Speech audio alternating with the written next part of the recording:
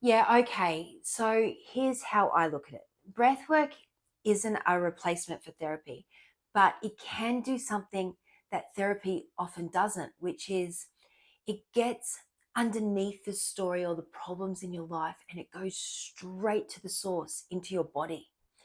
Now, I've had so many clients say to me that they've been talking about this stuff in therapy for years, but they still feel stuck. And the reason for that is therapy helps work with the mind. So it helps you understand your patterns and your thoughts and your behaviors. But understanding it isn't the same as releasing it.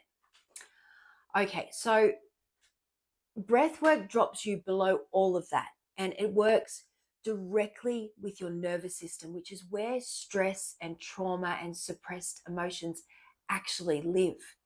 So you don't need to talk and you don't need to have perfect words. I mean, you don't even need to know why it is that you feel the way you do.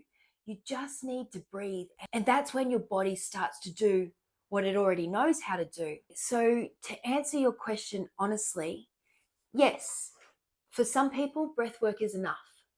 And for others, it becomes a way to go deeper alongside therapy. But either way, breathwork is one of the most powerful tools we have to access healing from within. So, in breathwork, you don't need to explain it all. You just need to feel it and then breathe through it.